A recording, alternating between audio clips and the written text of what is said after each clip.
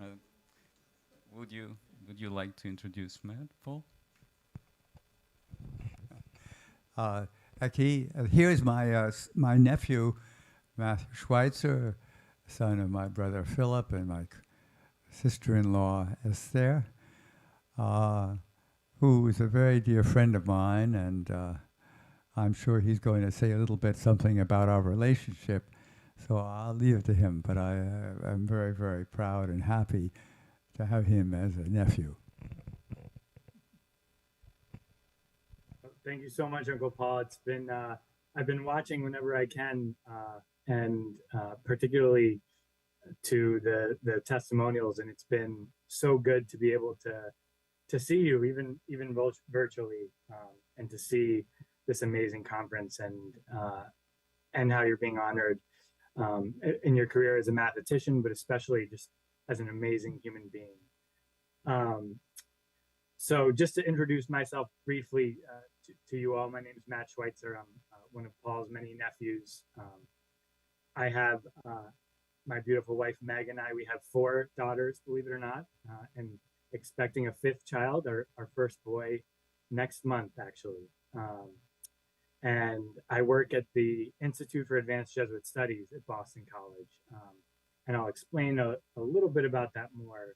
But it's so good to be with you all virtually and to have this chance, Uncle Paul, to just share a little bit about how much I love you, how proud I am to be your nephew, and how grateful I am to you for everything. So many people spoke very profoundly about your illustrious career the other day. So I won't really try to match that by any means. But suffice it to say, I was very moved by the testimonials you all gave, and also very moved by your words, Uncle Paul. So I wanted to share a little bit just the family perspective and mention just how much you've impacted my life and my faith, and to say that on behalf of the whole Schweitzer family as well.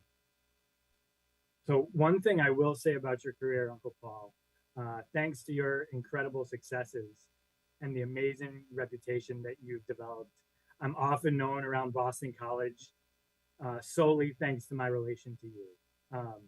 I am affectionately known to a few people on this campus as the nephew, the nephew. I wish I'd looked up how to say that in Portuguese, but I'm sure you all know what that means. And some people call me this on campus, and even the president of Boston College is aware of this nickname for better or worse. And I have you to thank for this, Uncle Paul. I remember several years ago when I started attending the local Jesuit parish here, I got to know the pastor a bit more, who was a Jesuit priest as well. And as we got to know each other better, he noticed my last name. He said, "Oh, are you related to Paul Schweitzer?" And I said, "Yes." And he said, "Oh, your uncle is a famous Jesuit." So from that moment on, whenever he introduced me to somebody else, it was always, "Oh, this is Matt Schweitzer. His uncle is a famous Jesuit." I was always very proud to be introduced in that context. So again, thank you, Uncle Paul. But the main thing I wanted to mention here, and with your colleagues and hopefully some family and friends watching, and to express my infinite gratitude, is for the immense impact that you've had on my faith. As a younger kid growing up, having an uncle who's a Jesuit priest is something I completely took for granted. But now that I have the hindsight of wisdom, I can see how much your example impacted me. I remember vividly the masses that we would have at almost every family gathering, I think, usually at 975 P Street. And, there's something very special about experiencing the Mass in an intimate family setting like that. And it struck me deeply, even as a young kid who would have pretty much wanted to be anywhere other than at a Mass.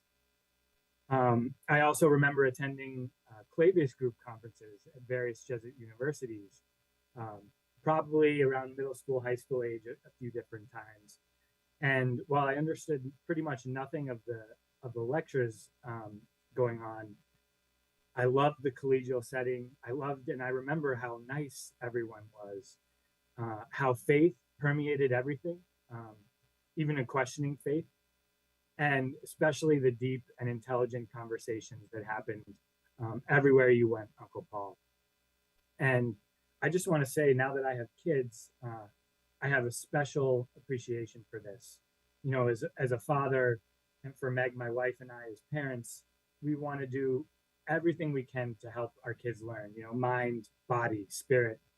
And we do anything we can to put our kids in circumstances where they can grow and learn in those areas and help facilitate that.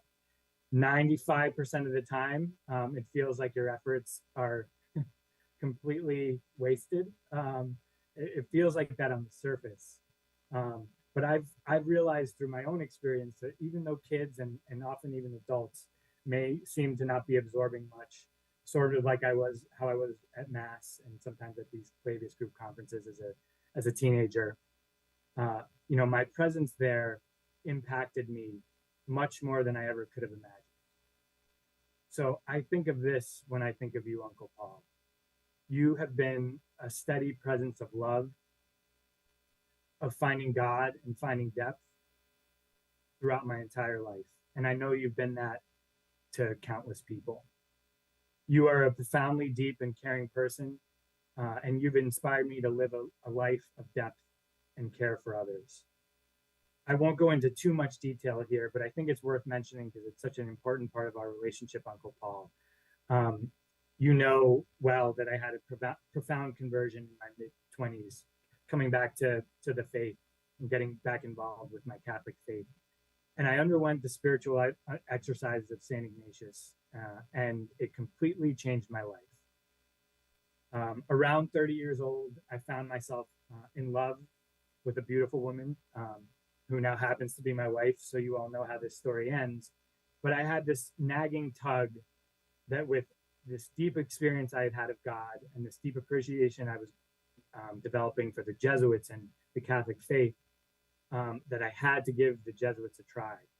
So my Uncle Paul helped to arrange for me to spend time in the Jesuit communities at Belen High School in Miami and in Dajabon in the Dominican Republic, where a very poor area where there was an orphanage for children from Haiti. It was a very deep experience, and I spent a month away sort of discerning and living with the Jesuits. So clearly, 4 kids later, with a wife and soon to be 5 kids, I did not join the Jesuits, but this period of time was incredibly important for me and happened all thanks to you, Uncle Paul. I remember that whenever we talked about this, you didn't have the slightest bit of pressure. You were encouraging, you were open. And when I talked about wanting a family, you told me to pay attention to that. And you also pointed out that, you know, the spiritual children that a priest gets to have. And you mentioned the spiritual children that you've had as a priest. I thought that was so beautiful. And on behalf of all of your spiritual children, I wanted to say thank you for who you are as a Jesuit, as a priest, mathematician, uncle to me, and just as a person in general. And as I mentioned now, I now work at Boston College within the Jesuit mission, and I feel deeply proud to be part of this mission and what I often refer to as a wannabe Jesuit here. And I owe so much of this to you, Uncle Paul, and just very grateful to you and to my mom and dad and grandma and grandpa for planting the seeds of faith, you know, watering those seeds and helping to keep them alive. And I'll end with saying I'm very, very proud to be known as the nephew here at Boston College, and in many ways to be following in your footsteps, my dad's and grandpa's in my involvement with the Jesuit mission. So I love you. That was a little bit longer than I expected to speak, so I hope that's okay. But thank you to everyone for organizing this great conference, and thank you, Uncle Paul.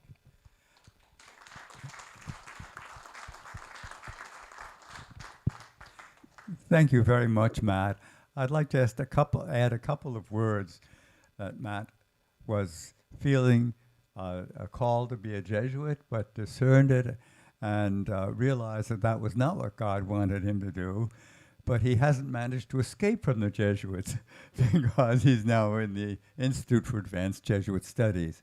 But I also wanted to mention another thing that I see as a sign of the gentleness and kindness of God, because when you and Meg were arranging your wedding, and you wanted, both of you being alumni of Boston College, you wanted to have it at the Boston College Club in Boston, and you were looking for the date. There was only one day available, and it happens that that was the final date of the Clavius meeting about 50 kilometers away at Holy Cross College that year. So because of that, Father Pete Suarez, who arranged for you to be in Miami and in the Dominican Republic, was there, and I was there too. So it was a great pleasure to be with you at that moment and to have met your 4 daughters, and I look forward to seeing your son. God bless. Thank you.